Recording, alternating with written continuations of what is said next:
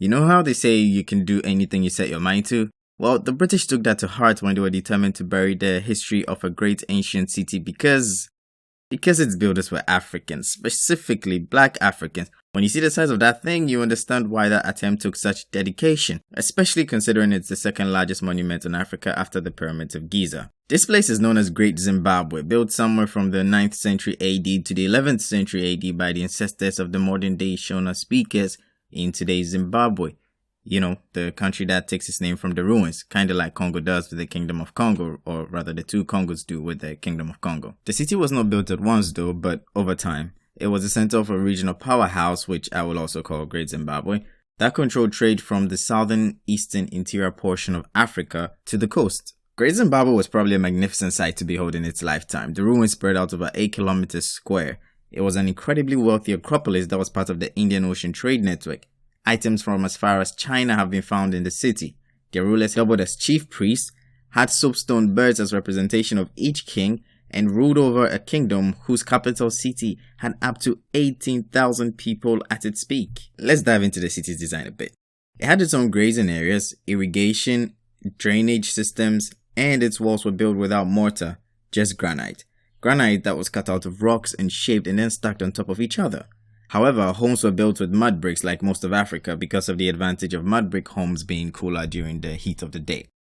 The city had 3 main parts: the hill complex where the king lived, the great enclosure which housed the city's temples and chosen members of the royal family, and the valley complex where normal people like the farmers, craftsmen, iron workers, traders, etc. lived. Oh, and the hill complex was atop a literal hill, so the leaders were literally looking down on their subjects.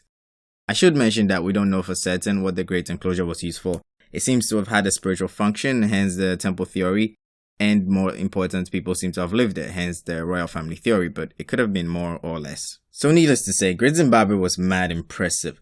Unfortunately, around the early to mid 1400s, the city fell into decline as a result of, we don't know. But we can theorize. Historians believe it was down to shifts in trade routes which reduced the city's wealth, overgrazing which reduced the quality of the soil, and overpopulation which, well, there is a limit to how many people a city can hold without crumbling. The kingdom itself soon weakened and the southern portion broke away under the rule of a man with the coolest name ever, Changamire Dombo.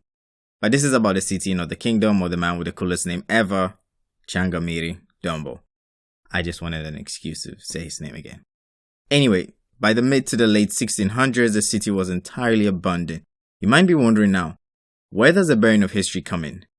Well, in the late 1800s, Europeans came across the ruins of the city and immediately came up with nonsense regarding its origin, like a mysterious land from the Bible, ancient Egyptians, Arabs, Persians, etc. Because God forbid these black people were capable of building something so magnificent. The British went as far as getting a man named James Theodore Bent to prove it wasn't African in origin. Another man, Richard Hall, destroyed significant areas of the ruin, claiming to remove the filth and decadence of African occupation, resulting in significant loss of data for modern archaeologists. Eventually, it all failed because, look at this thing! I think they should have just gone with the it was aliens route. Probably would have had more success with that.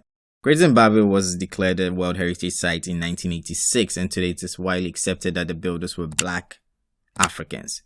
As a variation of the African saying goes, until the lion tells a story, the tale of the hunt will always glorify the hunter.